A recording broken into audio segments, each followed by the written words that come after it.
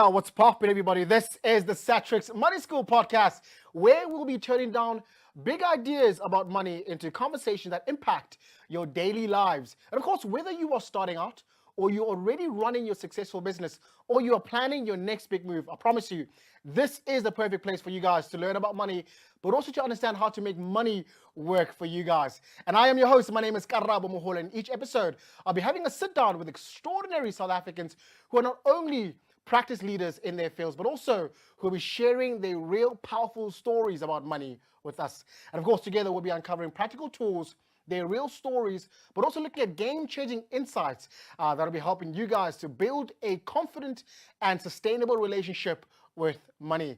All right, so first and foremost, let's give a huge shout out to our sponsor, Satrix. Own the market. They're all about making investment smart and easy for you guys. And the most amazing thing is they understand the complexities of investing, hence why they make it easy for you guys. So shout out to Satrix. All right, so up next in studio, I'm joined by an extraordinary CEO. I've got in studio with me Mokgadi Mabela, the CEO of Native Notsi. Stay tuned.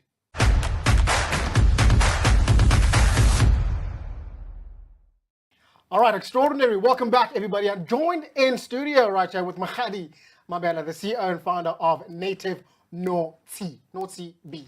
Nosi B. Notsi. Yeah. No matter. Mopedi, it's Nosi. Yeah. And then I think the Tswanas is Notsi. Notsi. So I'm Tswana, so I'm Noti. Listen, awesome. Thank you so much for joining us in studio. First and foremost, how are you? I am great. I'm happy to be here. So yeah, that's how I'm doing. Thank you so much for asking me. How are you doing? I'm good. I don't think you cared. Listen, you took the time out of your busy schedule to be here to discuss, the importance of money. This is, a money podcast. But first and foremost, I'm going to ask you, when we speak about financial literacy, what first comes to mind for you? What first comes to mind for me is just having knowledge about money, how it works, how it can work for you, how you can maximize it, how it can also be an enemy if you choose to not use it properly. Yeah. There can be consequences for that, and it's expensive consequences because we need money to live. Yeah. So my idea of financial literacy is just your relationship with money. Is it positive? And are you able to make your money work for you? Beautiful, beautiful. Yeah. And I know your story because you've also been out there and you're outspoken, which is extraordinary.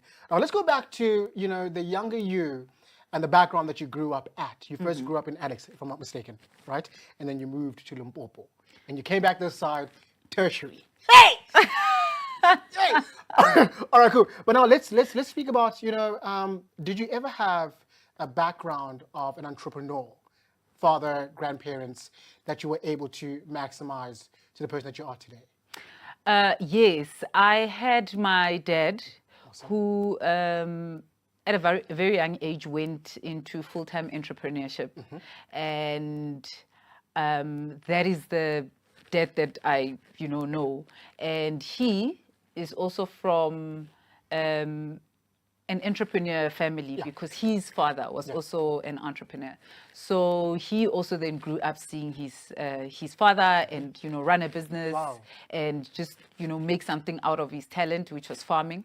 And he then took that over, and I got my bits and pieces from my dad, from an entrepreneur. Yeah, it's rare, which is awesome, for people of color to have a reference when it comes to entrepreneurs, and you have that, which is beautiful.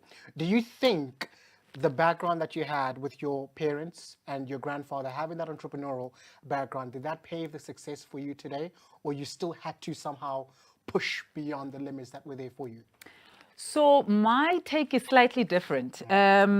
Because of my dad going into entrepreneurship at a very critical time, we were going to boarding school. We had very hectic lives that demanded money. My mom had to step in. My mom was a nurse, and she had to then, fill the gaps where my father had still had to find his feet. And she had to learn how to make the rand stretch in roles that my father previously used to take care of. So I think that's where my biggest lessons came from, which is the other way around. Somebody in my position is supposed to say, well, I learned entrepreneurship from there. I actually learned the financial intelligence from my mom and how she had to then can, make things work during a transitional time in our lives. Yeah. So that is where I then found most of my knowledge about how you can actually make small money, go a long way. Yeah. And that was my biggest influence. Obviously, as my father went into business for a longer time, I was able to then take nuggets of, whatever knowledge I could from him and his entrepreneurial journey.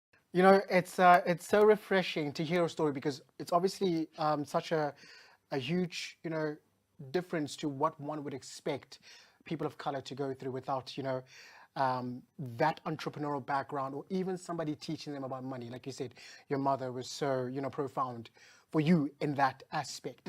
Now, let's talk about your background more, right? So you studied internal relations and you got a job. And at this job, people are sipping tea or coffee, and they were saying something about this tea or this honey that they were using, somewhat being good or not so good. But you thought, no, this is not honey that people think honey is. My father has a background in honey. These people need to taste what honey comes, So it's extraordinary, first and foremost, that, things are not just coincidental. Things are very strategic. And you found yourself in a space or a place where you were able to somehow see an opportunity for you to start something, which was a family business, right? Let's talk a little bit more about that in terms of, do you then think that was your initial calling because of what your parents did, or you just saw an opportunity as an entrepreneur who sees an opportunity to take it? So, correction, I studied international relations. I said internal. Yes. International. International relations. And I wanted to be a diplomat and all of these fancy things. And as you rightfully say, I was at work and my colleagues were having honey. And obviously I know honey. I'm just like, oh, our stuff, can I have some of that? And it was just, I can't say it was horrible. It was just something like I'd never had. And I was just like, what is this? They're like, but it's honey. I'm like, but there's no way, guys. Do you know what honey is? Right. And they're like, what do you mean? I'm like, I'm going to bring you some of what my dad makes. So I was not trying to become an entrepreneur. I wasn't even trying to promote my father's business. I just wanted them to have some of the good stuff. Because I'd been having some of the good stuff. And I think, it just snowballed because the demand started growing when people are like, oh, but I know this taste. I grew up, my grandfather, my brothers, my uncles, when they go, cattle farming, honey hunting, whatever, this is the honey that we know. We forgot about it because obviously we're in a different world. We're in the city, we're urbanized. We used to what the shops give us and we just forgot. And because of that, people wanted more and more. And they then started asking me, can you bring more of your dad's stuff? And then I started like taking my dad's honey and then selling it to them for whatever my dad was selling. But I'm just like, no, I need to be paid for my troubles because I am taking this honey from my dad. He's based in Limpopo. He was based in Limpopo all that time. And I was already in Gauteng. So I started realizing, no, I need to put a markup on this honey so that I get paid for my troubles. And then that's how, the business part of it came in. And then that started growing. And then I started having to formalize because obviously when you're a business, you need to be able to, have things like invoices when some people will pay you and they're like, no, we need a business account. You're like, no, pay it into my account. They're like, no. We're a business, so we must transact with the business. If you want us to buy your honey, you must get it together. And then I had to formalize on the way.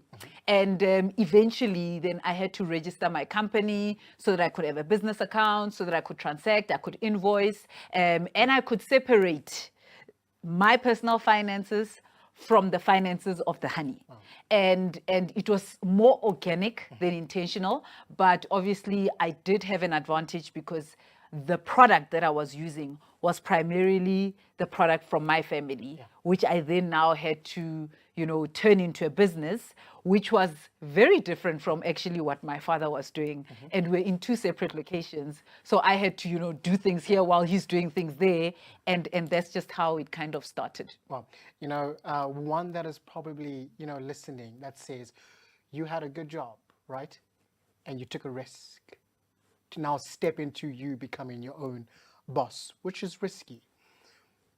Let's talk about that decision making, that split decision making. Of course, you say, hey, there's a gap in the market, I can actually sell them good honey. But were you scared to say, okay, maybe I'm comfortable, I have this job, and maybe I can do this thing? Was it easy for you to then switch, to pivot into this business?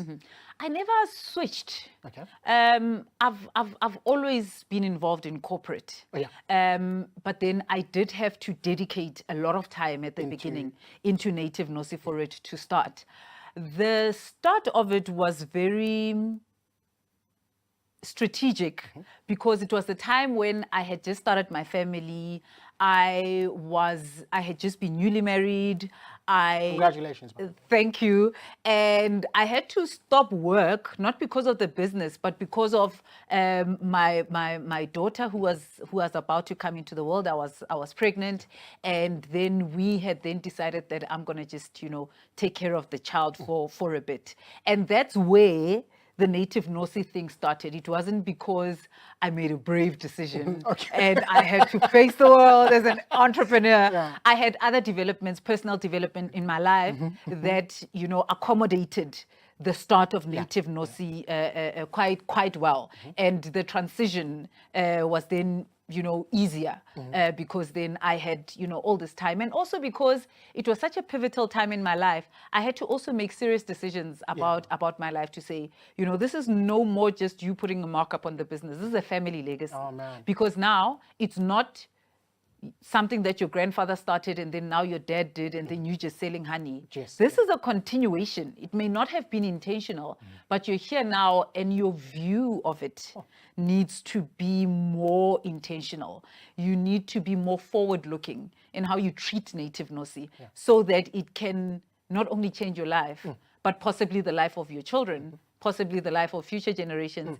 And while you are doing it, the life of everyone around you. And that's how it actually started. The corporate side of things, I've never left it. But the Native Nosi side of things came at a very, very strategic time in my life. And that's why it was, I was able to embrace it and, formalize it so that it could have the impact that it currently has. Beautiful. So you were able to push both, right? You work and you still have this business which you were doing. Awesome stuff. So let's speak about, how did you or when did you secure your first initial capital? And what lessons did you learn from that process? So capital was very difficult to secure because when you are getting money from a bank or any finance institution, you need to demonstrate that the income you're receiving is going to guarantee the lender enough risk appetite to tell them that you are going to pay this money back. And it's very difficult when you are a first generation entrepreneur. You do not have any formal finance training that would be able to inform the kind of money decisions you make. That you must fully transact from your main business account. You must have bank statements. You must prepare your books. You must file your tax. All of those things you don't learn until you are on the job. The learnings that you get from, in my case, my dad, was just the actual farming, because he's a farmer. He's a bee farmer. And I learned more the hard farming side and not necessarily the admin and the finance side. And that is what you're going to need for you to be able to secure the funding. So I found myself in a situation where I was running out of honey because people were buying out more than I was able to get from my dad. And then I had to first learn how to become a beekeeper. Formally, I had to go to a beekeeping school and learn how to do the beekeeping so that in the event that my father doesn't have honey, I am able to make and secure my own supply. Did you do the beekeeping this side, or you had to go back to the... I did it this side. Remember, by the time I start Native Nosi, I have a family this side. I have a husband. I'm running a full household. So I can't go back to Limpopo. That's my parents' home. It's not my home. I've got my own home here with my family. So I then researched beekeeping courses in Gauteng. At the time, it was a gentleman called Mike Miles. He was the chairperson for the South African Bee Industry Organization, and he was offering beekeeping courses. So I thought, oh, he's credible, he's close by, let me then go there. And then I went there and I did my beekeeping course. And then I came back, and then I had to then learn how to do beekeeping, but also just to match what I thought I knew from what I saw my dad doing versus the industry standards. Because I'm not sure if what my dad did is what the industry is doing. And so it was just also just to give me the confidence that, I was valid, what my knowledge was valid, I was on par with industry standards. And then I was then able to, get into the business of farming. But then when it came time for me to expand, secure more supply, buy more from, rural farmers who had access to no formal markets, so that, the wheel can continue to turn. I didn't want to sell the honey, run out of honey, tell my clients to stop, go and secure supply, get the supply, continue. So I wanted it to be like a wheel. And you can't do that with no money. So then I met a group of lovely people called the People's Fund. And then I told them, guys, I need money. The banks won't give me money. Oh, man. What do I do? And they're like, okay, we can try crowdfunding model for your beehives. And I'm like, okay, cool, let's do it. So I went on the internet and I told people, guys, this is who I am. My name is Mokgadi. I'm the founder of Native Nosi. I am selling honey, and I need capital. If you guys buy my honey on back order and give me the capital, I can be able to secure the supply to ensure that my business moves forward. And then I secured money for almost 400 beehives. That was about, 300 beehives. That was just under 400,000. And that is how I actually then secured the funding to start my business. It wasn't the traditional banks. They would not give me money. They're like, girl, we can't give you money. You see, when we speak about entrepreneurship, we speak about grit, resilience, tenacity, and you had that. People think, obviously you want to start this business, you have an idea, right? But now for you to somehow get someone to believe in this idea or even get the funding, it's not always a guarantee. So you had to do it the harder way, which is to, guys, please support me. I need it. Please. That's what you did, and you got it. But now, let's go back to you having a background of entrepreneurs in your family, mom and dad. Oftentimes, people of color, are the first ones, like I mentioned, who are entrepreneurs, and they don't have someone to back up their business, so they go to the banks. You had parents who were entrepreneurs, I'm guessing. So then someone would think, why would you then need to go to the banks? Couldn't you get funding or assistance from, parents? I could have done that, but remember, I'm not the only child. I had siblings, and they but were. You have a dream. No, I have a dream, but I also come from a family where I understand the financial dynamics. They were raising my sisters at the time. It was a very challenging time financially because my sisters were in tertiary. And they obviously could not secure NSFAS because both of my parents were working, so you don't qualify for it if you have, even if you are just like 100 rand just above the threshold. There's certain government initiatives that you can't qualify for because they're able to prove that there are people who need the money more than you do. So my parents were in a phase where they were funding both my siblings, tertiary at the time, accommodation, school fees, books, just that expense of taking kids through school. And they were not able to give me the funding. I mean, I'm telling you that I secured over 200,000, about 400,000. My parents did not have that kind of money. And I need to mention that my father is more a farmer than he is a business person, an entrepreneur. There is a huge difference. Huge difference. And I actually learned that, a lot later in my life, that you can be good at what you do, and then you are not good at running the actual business. Or commercializing that idea, right? Exactly. So my father was more a subsistence farmer. He made enough money for us to switch on the lights, pour the fuel, take us to school, buy us lunchbox stuff. But I can't say it was enough for him to be a multimillionaire, So he was also, because of what I've just informed you, not in a position to give me the kind of financial backing that I needed for my business to be able to propel forward. Yeah. So as a CEO now of Native Naughty, let's speak about your experience, right, when it comes to money. What lessons did you learn about money from an early age? So money can work for you when you understand how money works. How did you learn that? And I know for sure, which was powerful. You referenced your mother. She taught you financing, right? You come from a background, Kolumpopo, the rural areas. How do you put yourself in a space where people who don't have access to, let's say the internet or someone as a mentor, how do they learn about money? There's a problem when you look at, the rural areas and the urban area, the difference. So for your story, how would you teach one, or how would one teach themselves, money? So I know that, I obviously don't have the background of everyone that, you just referred to.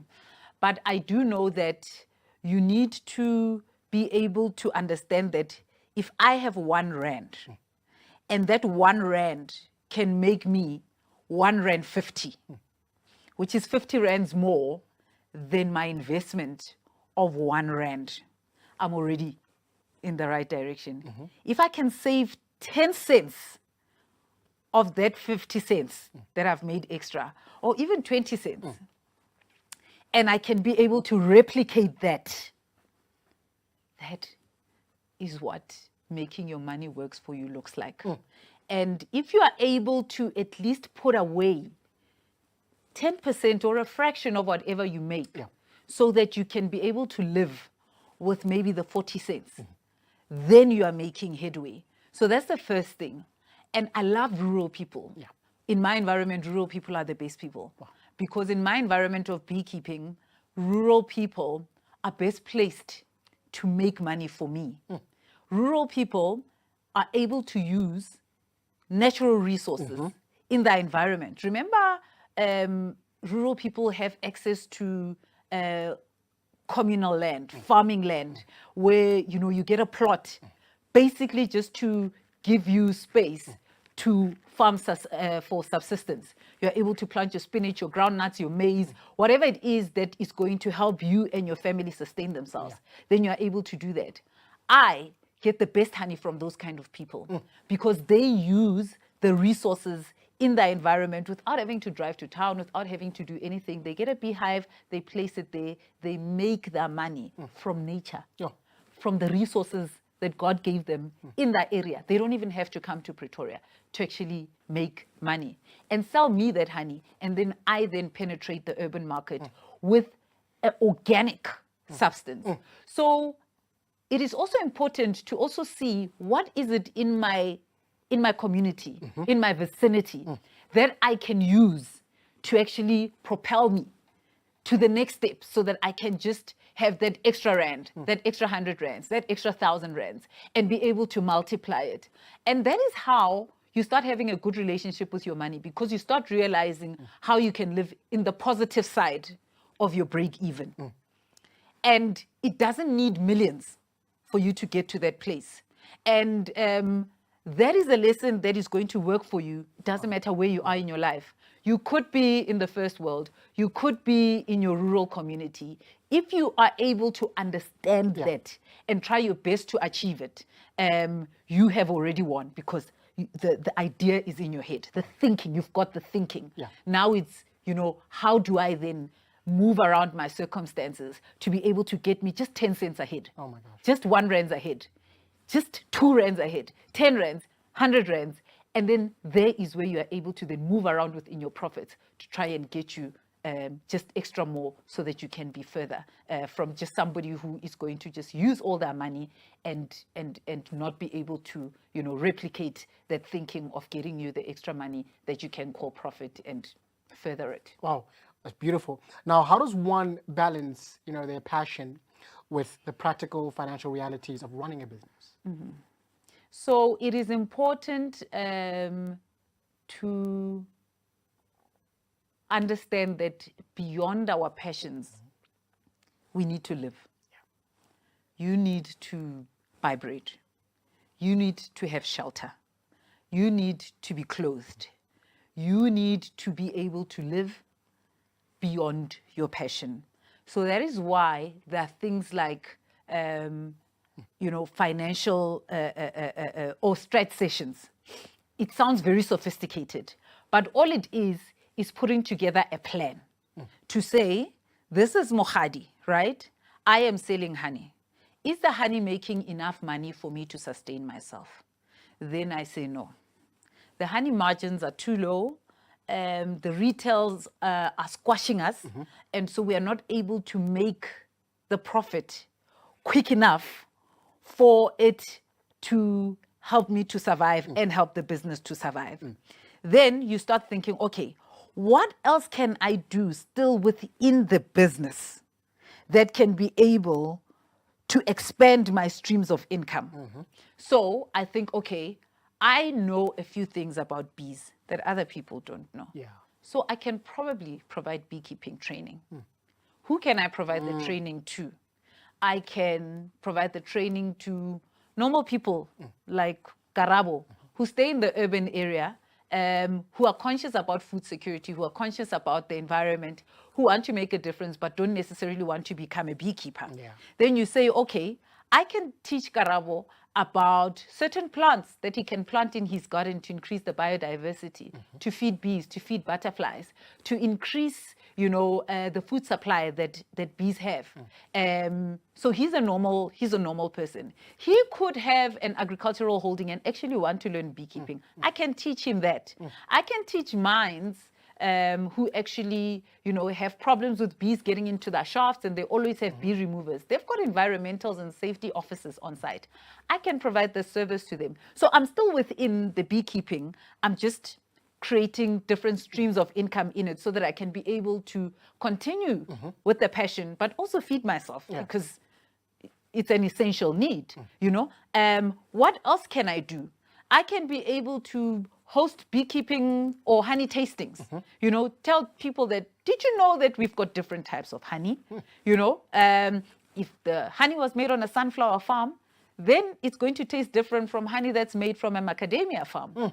Then it's going to taste different from honey made from a blue gum farm. So what is it? I'm diversifying within the business to be able to try my best to get different streams of income. If it is a passion, then it should be something that I'm willing to do because I love this thing so much. I want it to work, and I want it to work within the space of this thing that I'm very passionate about. So that is how I was able to create different streams of income within the same company.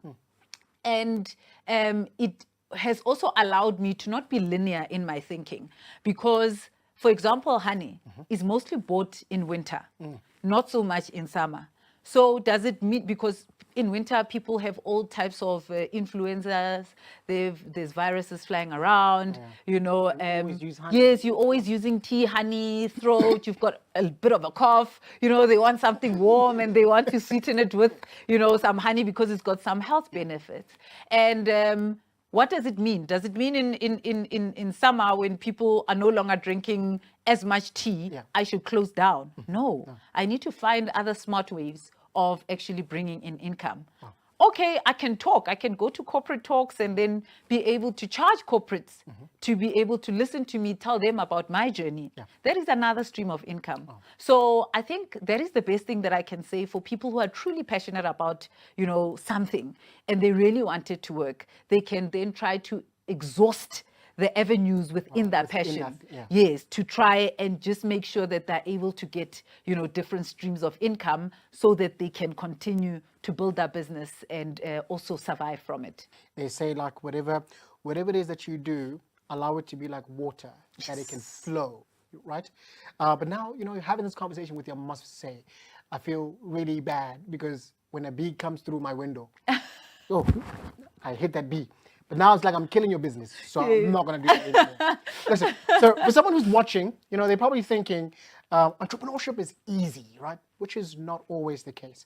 Let's speak about you as the CEO of Native Naughty. What is the most toughest decision that you had to make when you started this business of yours?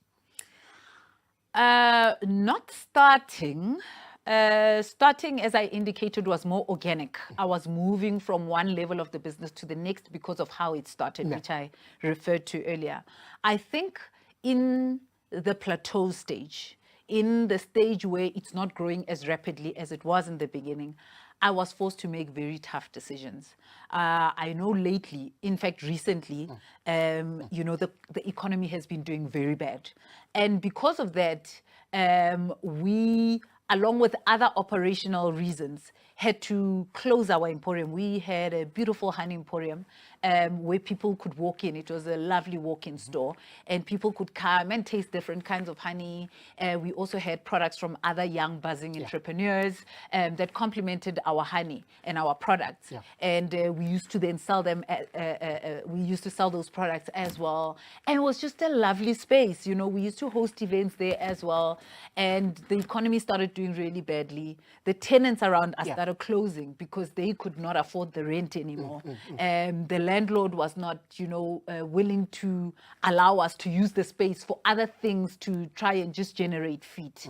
And as a result, we had to then, decide, was it feasible to continue being on that premises and renting that space out for the intended purpose of, making our honey more widely available, but also giving the space to other entrepreneurs to use it so that their products could also be accessible along with the honey. Was it feasible for me to continue to do that, considering the challenges? Or was it time for me to consider closing down? So that was very tough for me because it was something that really challenged the ethos around why I opened the business. Remember, Native Nosi also provides a platform for rural beekeepers who have no access to urban markets to actually sell us the honey included in our supply chain and extend it to the markets in Gauteng, which is where I live. And me closing down is going to limit the amount of honey I can take from these farmers, because obviously the feet will not be coming to my shop as often, and then it means that the honey won't be flowing out of my shop as rapidly as it's currently doing. But then I'm sitting with the challenge where the honey is going out rapidly, but not at the same pace as the money that's needed to sustain this business. So that was very tough for me. I had anxiety. I couldn't sleep for about 3 months, 4 months, 6 months, because I had to think about my employees. If I close, what does this mean for them? Some of them are mothers. Some of them are taking themselves through school. Some of them are using this money to, send home back to where they come from. And then there were other suppliers who were giving me some of their products to sell. They do not have the volumes that, a retail chain store would need. So they can't take their product there. My store worked perfectly for them, And then I spoke about my rural farmers. So you realize how many people, what ecosystem this business of mine has created, and how it has created an entire economy around it. And that when it closes, it kills that entire ecosystem. It kills all those channels that has been created to ensure that livelihoods are created out of my business. So that was very tough for me. I think even up till now, I'm still struggling from that decision, even though it was a good business decision, because we were not going to be able to sustain it, given the economy and, the closing of all the shops around us, making it difficult for us to sustain ourselves. But it was very difficult because a few people had to go on without jobs because of that tough decision. So my tough challenge did not come at the beginning. It came right in the middle. Wow. So, you are speaking about an ecosystem, which speaks of the suppliers in the rural areas. You were the market for them and your employees, right? There's a difference with an ecosystem and an ego system. An ecosystem is one who does things themselves. They see themselves. An ecosystem is thinking about others. And of course, as an entrepreneur, the challenges of you understanding that you have this business, but there are a lot of people that are dependent on you. And my next question, which you also briefly touched on, is when would one, as an entrepreneur, separate from paying myself or themselves to the team? Which one is look, because and I also had this conversation with Letab when he spoke about discipline, right? You also need to understand that at times you can't pay yourself, but your employees will always come first. But I also want to ask you, which one would be more important? Is it you, the business, or the people? For me, it's not something I had to think about. It was always obvious. And I could tell you were crying with how people are riding on you. So this question I know is your team, is your people. They're dependent on you. I can't tell you the amount of months I had to go back to my husband and tell him that the household needs to cover me for another month. Sure. Because the people who work for you don't have the alternative that I had. And the alternative is not because I had a bank of money at home. The alternative was that at least I knew I had shelter. Whatever happened, my husband would be able to pay the mortgage. So the struggles that I would then have to face was, do I pour fuel in my car? Do I walk to work? Do I take a taxi? But I'd still have had a place that I would sleep in. My employees did not have that luxury. My employees came from townships. My employees were the breadwinners in their families. When they don't work, their kids don't eat. So for me, it's never even, I'm actually surprised you're asking this question because I've never had the privilege to think, okay, let me pay myself first and then see what's left. No. It was always, I paid my employees, and then if there was something left, then I would pay myself. I'm not saying it is the right thing to do. I'm saying that that's what I do. That's what I do because of what I've just explained. My circumstances may be different from the next entrepreneur, but it's never been a question. I've never even thought about paying myself first. You know how many months you go without having an income. So I've never been in a situation where I actually even thought that I could even pay myself before my employees. It's never happened. Is it viable to be an entrepreneur? Would you encourage someone to be an entrepreneur? Listening to this, I'm like, so I have this business, but I'm going through the most. You know what I mean? One of my greatest mentors, Silebo, I'm sure you know him. A lot of us entrepreneurs, Litao, I think you had him on the series from Walk Fresh. We all from his hands. Wow. And he says that you need to be crazy to be an entrepreneur. You need to believe in yourself so much that you are unshaken. Oh. That is the only way you can survive because it's not easy. Yeah.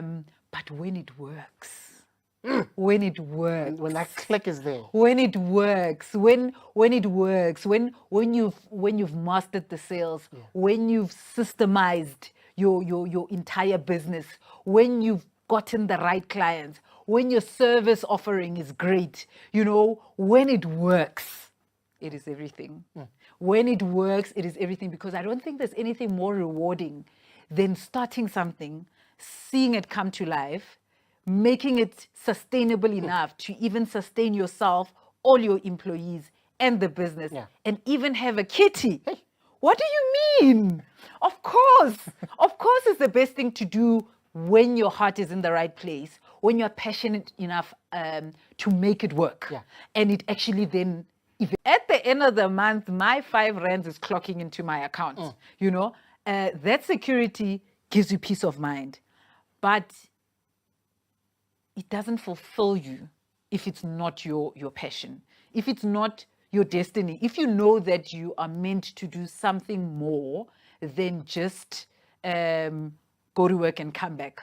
That is the downside of it. So you really just need to weigh it. If your heart really is there and you do really have the will to make it work, and you do really want to make a difference, then you can definitely do entrepreneurship, because as I said, when it does work, nothing is like it. Mama Khadi, thank you so much for the privilege and the opportunity to speak to you. I've learned so much, and I know for those that are watching also have gotten inspired and also prepared for their own personal journey. All the best, and thank you for taking the time to be in the studio to share your story, your passion, and your journey. I truly, truly appreciate it. All right, guys, that's it. In studio, joined by Makhadi Mabela, the CEO of Native North Sea. An extraordinary conversation. I hope you guys found that.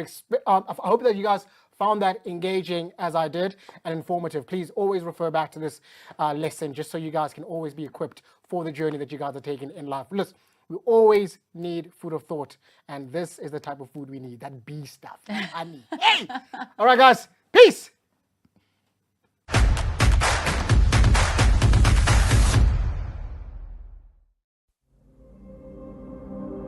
In a world where investments were expensive and out of reach for most, Satrix followed the rhythm of its own drumbeat. In the year 2000, Satrix introduced index tracking to South Africa. Since then, we have made investing accessible to everyone. Through low fees and no minimum investments, we give all South Africans the chance to own the market. Our range of investment products offer diverse access to strategies and asset classes across local and international markets for any stage of your life. We've kept in tempo with our community, winning the Salter People's Choice Award for the last 7 consecutive years. Our cost-effective and award-winning products offer value to individuals and institutions alike. Satrix has managed index tracking funds for institutional clients since 2000.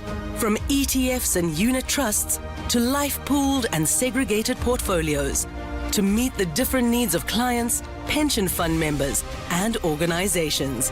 By driving the global cadence of indexation, our bespoke solutions have contributed to Satrix holding the largest market share in the South African ETF industry. And we're expanding our African footprint. At Satrix, indexation is anything but passive. We stand proudly as the drumbeat of possibility. Satrix, own the market. All right, welcome back, everybody. I'm joined in studio. I've got an extraordinary guest all the way from Satrix. I've got Mr. Duma Nkenge. He's the head of business and market development. Sir, how are you? Hi, Karabo. Good to see you. Good to see you too. Now you are in my dungeon. Yes. First and foremost, before we get into our beautiful conversation, let's speak a little bit about financial literacy. What does that mean to you when you hear about financial literacy? So basically, financial literacy, what it means to me is, before you even get into products, you need to get the basics right. The one-on-one, the ABCs. And we have a big, slogan within the business in terms of, investment and people basically investing confidently. Yeah. And so having financial literacy and an understanding of money actually does build confidence in order for you to either save or to invest. So it's the fundamentals, it's the foundation of anything that's related to money. Yeah, yeah. And obviously, but Duma, it's really important for us as, people of color, to understand the importance of money. And this is what we stress in this particular podcast. Correct. Oftentimes we all come from backgrounds where even discussing money, it's not really something that is easy, because also our parents or their grandparents was not something that they were fond of. How do we break that barrier now, where we begin to learn more on the importance of money before we even become entrepreneurs or we pursue a particular purpose? I think it's a very tough question. It's also a question that the industry, the financial service industry, is grappling with. It's like, where do we start? Yeah. And some may say, it is not our role as the industry to do this. It starts at home. Yeah. And if we have to actually teach financial literacy, where do we pitch it to? Do we pitch it to parents or do we pitch it to kids? And we felt that you have to do both. Yeah. Because in some households, as you said, some of us are privileged and others are not. Yeah. Others are working, others are not. And if you're in a family of educated people, chances are you'll learn more about money. In a family that is not educated, that is struggling and comes from poverty, it's a struggle. Yeah. And but the as I said, the A, B's, and C's of financial literacy is not for someone who is wealthy. Yeah. And I'm sure we're going to touch on to this. With as little as 10 Rand, you can actually start your journey of actually understanding how money can actually work Yeah, for you. yeah. And I think also we spoke a little bit, right? Understand that when it comes to investment, you can start wherever you are. 100%. So oftentimes we think when we have to invest, we need to wait for a certain amount Correct. of money to do so. Correct. But now let's speak a little bit about you as an individual before we get into our topic, right? Yes. Tell us a little bit about your journey and how you found yourself as a young man to be in the space where you are today. Because oftentimes, we need to know that there has to be a click somewhere where you pursue something. Yeah. Look, I mean, for me, I say, I mean, I stumbled into this industry by chance. I mean, I'm a born and bred Kasi boy, born in Mlazi, had a stint in Tanzania, and then in my formative years, I was in New Brighton, Port Elizabeth. And I mean, in that environment, conversations about investments and so on and so forth never really came up. What did come up, of course, in any Kasi, as you all know, township is, running a business or being an entrepreneur. But there's never really been a conversation of say, once you've made this money or you've made a little bit of money, what do you do with it, And I mean, I've been fortunate enough that I've got parents who are educated, who put a lot of emphasis on education. And I did my schooling at a school called Grey High School, matriculated there, went to UCT. It was only when I got to UCT, and again, I mean, it was a thumbs up, I was that, you know what, I want to get into commerce, and I'll figure it out when I get to varsity. So in varsity, you meet a whole lot of people from Gauteng, from Durban, and so on and so forth. With that cocktail of very smart people, you kind of figure out where to actually navigate your career. So I had two choices. It was either investment banking or asset management, and I chose asset management, and I've been there ever since. And that's why I know what I know, because of the career that I've actually chosen from being a varsity. And then you also come from a background where your parents are somewhat entrepreneurs, or they're also in finance. So my parents are doctors, and doctors are well known that they're not great with money. So that is the running joke amongst doctors. Yeah, they're smart in everything when it comes to looking after you and your well-being and your health. But in terms of their finances, they really need an accountant to keep them honest. Yeah. All right. And then also when we touch a little bit about entrepreneurship or business, right? Yeah. How do we then begin to separate when we think that entrepreneurship should be to empower, but also to, at the end of the day, you need to make money? Yes. If someone is starting a business, should they primarily focus on, okay, cool, as much as this business that I have, it can, make an impact in the community, Right. but also at the end of the day, it needs to also be profitable, because also first and foremost, investors want to also know that can I make money from, your business or your idea? Correct. So, I'll speak about my parents specifically. I mean, my dad's a GP, as I said. He opened a surgery at a township called Motherwell. I mean, to be honest with you, I am where I am because of that community and actually supporting his business, right? Yeah. And, the old people, as we always say. The old people. Of the golden age. Yeah, our parents. Yeah. I mean, they're thinking about running a business and being an entrepreneur is to look after their family. It's only later on, once you've matriculated, you're at varsity or you start working, they start thinking about retirement. And so what we are trying to debunking is to say, you don't have to extend that. You can actually do it in tandem whilst you're building a business and also looking after your family and the community, the large community. And I think that's, for me, the thing that we need to actually get, going, with starting entrepreneurs and those who are actually, doing side hustle. Wow, beautiful. All right, guys, now we're going to be jumping into the gist of this conversation using ETFs as a side hustle. Correct. So when we speak about ETFs, we speak about exchange traded funds. Correct. Basic layman terms, what does that mean? Do we speak about, a basket of investment where you are able to somehow, you have options? I don't know, Yeah. So what does ETF mean for So again, it's so weird. I mean, I was in the game for 10 years in a business that actually ran an ETF business, which is an exchange traded fund, and I'll get into it what that is. It was only when I actually joined the business that I actually had a greater appreciation of what an exchange traded fund means. I've been used to unit trust and other vehicles except for ETFs. Now, the beautiful thing about an ETF specifically is, first things first, it's a fund that's listed on the JSE. And when I speak to young people, the first thing they really are interested in is, how do I actually buy shares, on the JSE? Yeah. Well, with this exchange traded fund or ETF, you can do that. Now, what is that? The other thing we see, especially with the young people, I mean, whether it's ChatGPT or their knowledge of the market, whatever the case may be, is, you know, they want to actually pick stocks, and you get burned by doing that. You know, you may pick the stock at the wrong time, or a friend of yours has told you about this, Yeah. and so on and so forth. So it's purely based on hearsay as opposed to doing the work. Now, what we do with an exchange traded fund or an ETF, as you rightfully put, Karabo, is that it's a basket of shares. So what we are providing you is a mixture of different companies. So Okay. I'll use an example. There is an ETF called the Top 40, right? So the Top 40, basically, you're holding a basket of the largest listed companies on the JSE in a single transaction. Okay. So your Anglos, your MTNs, your Sanlams, the banks, Yeah. the retailers in one fund. Yeah. So the beautiful thing about that is that you don't have to do a lot of, you know, investigation and you know, analysis. You just need to understand the basis of what you are holding or what you're invested in. Okay, cool. So now, as we are talking about ETFs and using it as a side hustle, Correct. let's say now I'm busy, I'm doing what I'm doing on the side. Correct. Why then now should I utilize ETFs while I'm maybe running my own business? There are two parts to it, right? When you're running your own thing, you feel like there's an illusion of control. But you know, if you're running your own business, is that there's a lot to consider and there are a lot of unknowns.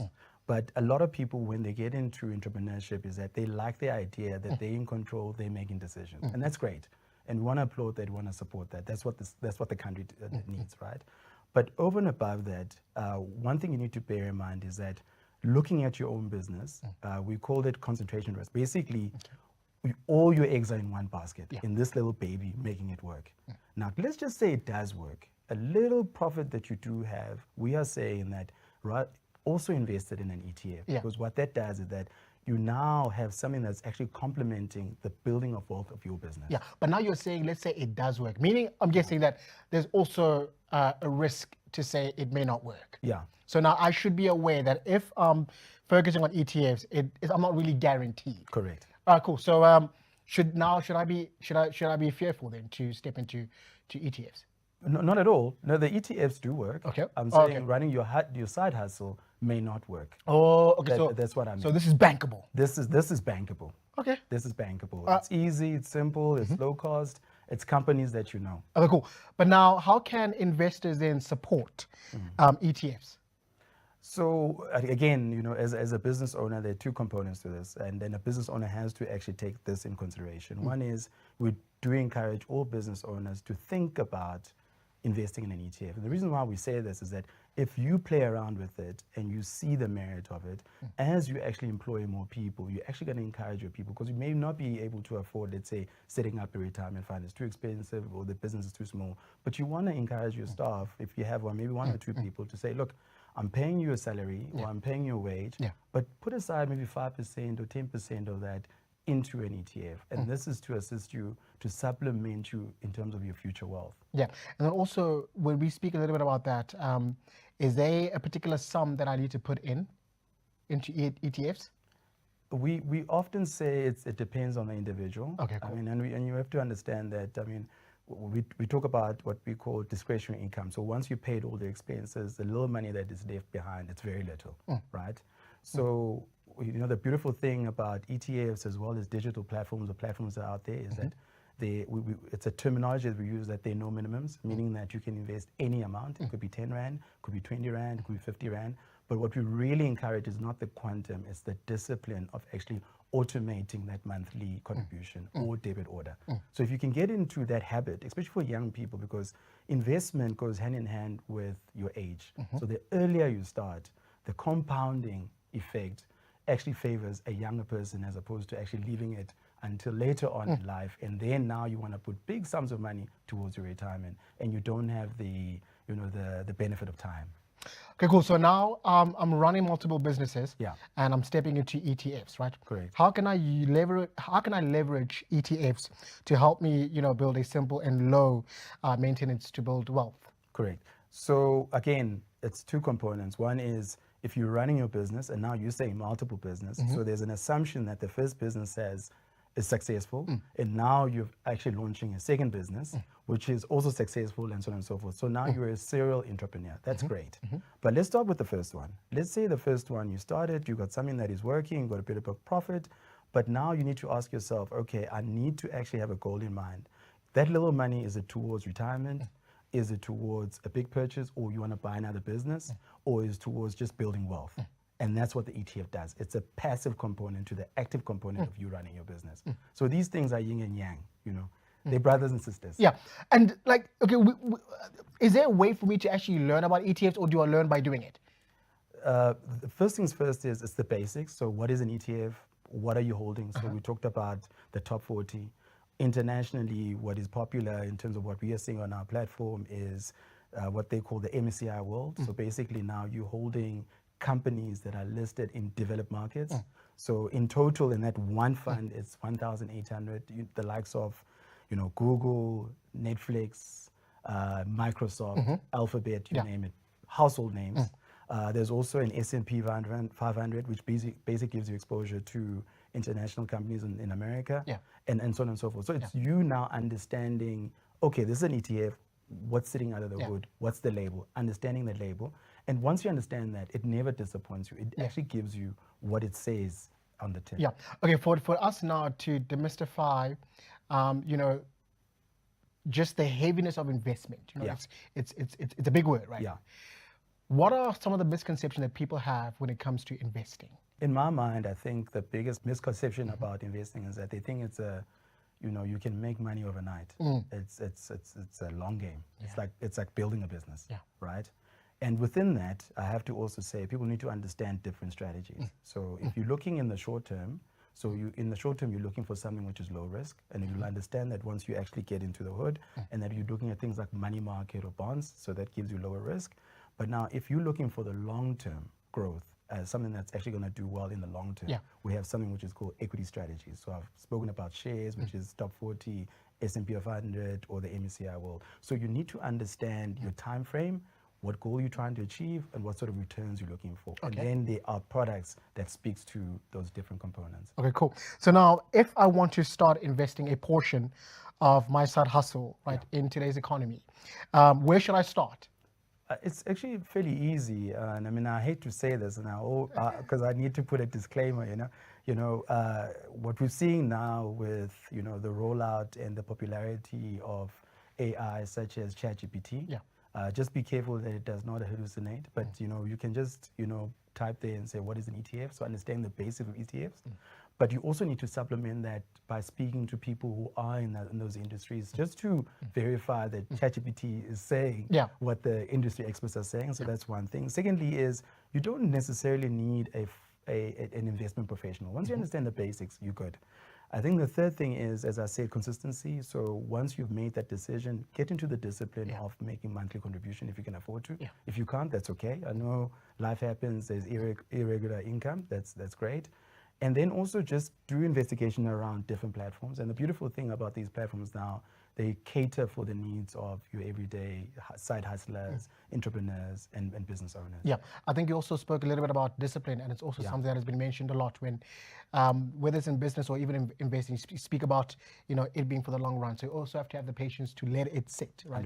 100%. What can you then encourage, just individuals speaking about not just investing, but also understanding themselves and working on themselves to also have discipline and patience in this business? Well, I mean, I think nothing teaches you as a person than running your own business. If you're in corporate, you can afford to sit in your little corner and do what you need to do. And I think once one has made the decision either to get into a side hustle, it asks a lot out of you. And I think that, those strong pillars of value trades are also well linked in terms of, the investment approach. And the beautiful thing about once you get into the investment is that you're actually investing in companies. So when you have the time, you can say, hang on, man, let me just check this investment. And no, man, I see this thing is doing well. Let me check, how TrueWords is doing, how Woods is doing. And that also sparked new ideas in terms of what you can do in your business. And that's a beautiful thing, We often say when we speak to individuals who are thinking about investment, and they say like, where should I invest? And I'm like, look at the basket of shares. So if you have a very good understanding, for example, of clothing retail, we've got TrueWords, we've got Foschini, we've got Woolworths, within that investment. And you can see when you walk in the store, hey, this business is doing well, man. Instead of just buying, the money that you've got, how about you buy and also invest? That's all we're trying to say. Yeah. And now, Buduma, you've been in this business for a long time, right? Yeah. You've been with Satrix now for 9 years. Yeah. What are some of the most common mistakes you've seen people, make when it comes to investing that you also want to highlight, but also to speak about your experience at Satrix on top of that? I think the first one is people leave it late. It's like, when I make my millions, I'll start investing. Yeah. And we are saying... I also Yeah. thought, investment is for the big guys. Yeah, it's for the big guys. It's for the big guys. Yeah. And I think, this has also opened up my mind to know that I can also start investing now with 50 Rand. Correct. So it's exactly that. So the first thing is, the sooner you start, we've got a term in our industry to say, you need to have skin in the game. So if you don't put that 5 Rand, you're not gonna keep track on this thing. You'll just hear people talking about it. So we say the sooner you start, you learn the basics, and we talked about financial literacy. That is the great way. Once you've actually understood the fundamentals of investment, just put a bit of money. See if this thing works. And then over time, you'll be very surprised what comes out of it. So that's the first thing. The second thing is, which is also linked to the first part, is you don't have to be an expert. If you, as I said, I use the examples of Woolworths, ShopRite, and so forth.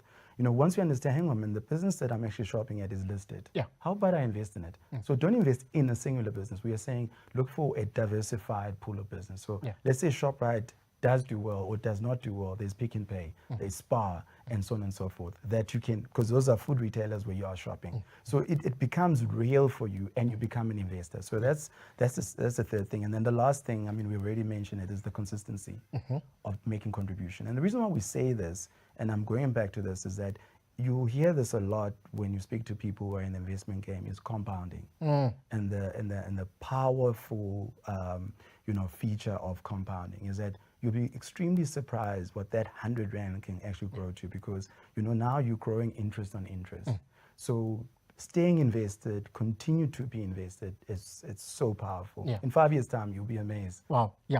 And also just touch a little bit about your experience now with Satrix. You've been there for 9 years. Speak about that journey. How's that been? It's been incredible. I have to be honest with you, and it's been eye-opening. So I've been in two parts of the business. I've been with the Sanlam investment business for almost 20 years now, but the Satrix business, and I think it's in a special space right now for a couple of reasons. One is, we've got products that are well understood. They're simple, they're transparent, they're low cost, and it actually lends itself well with everyday investors. All of a sudden now you're like, hang on, these things I thought were confusing and complicated, now I get it, and we're seeing more and more people now investing, which is, for me, amazing. I love it.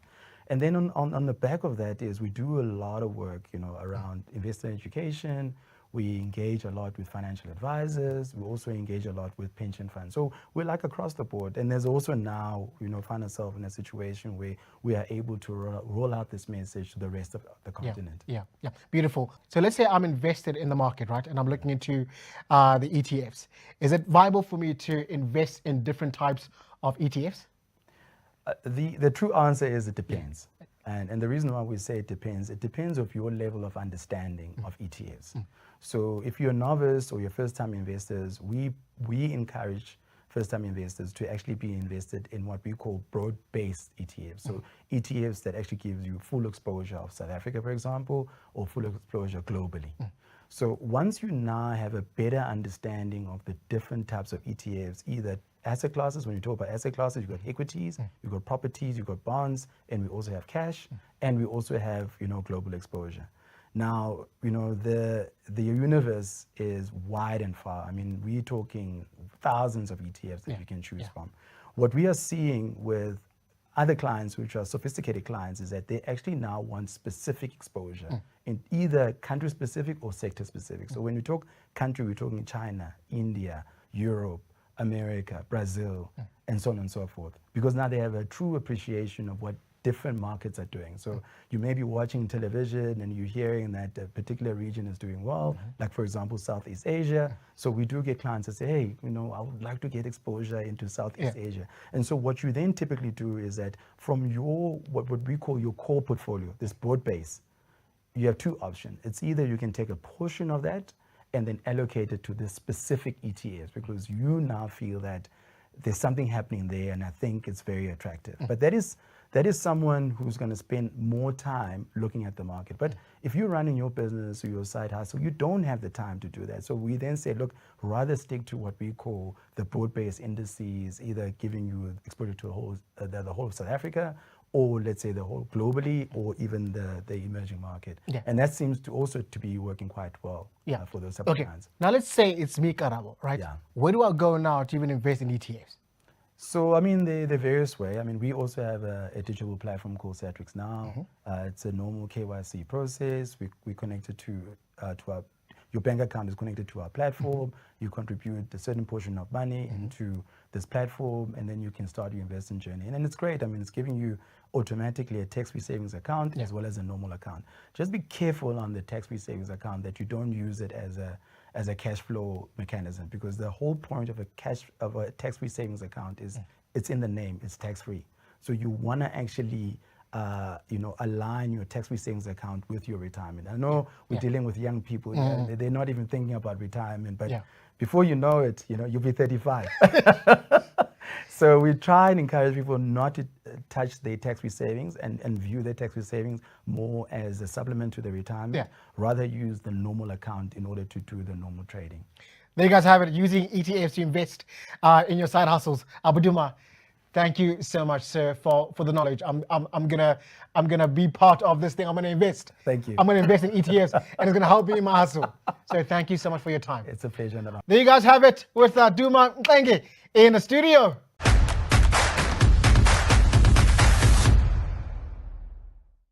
All right, awesome. That's it for today's episode of this conversational podcast, where we had amazing individuals in studio with us. I had Mokgadi, the CEO of Native North, and of course, Duma, all the way at Satrix, speaking about the power of entrepreneurship, but also understanding the importance of financial literacy, how to make money work for you guys. So I hope you guys found the lesson informative and engaging. Don't forget to hashtag Satrix Money School. See you guys next time. I'm your host. My name is Karabo Mohole. Peace.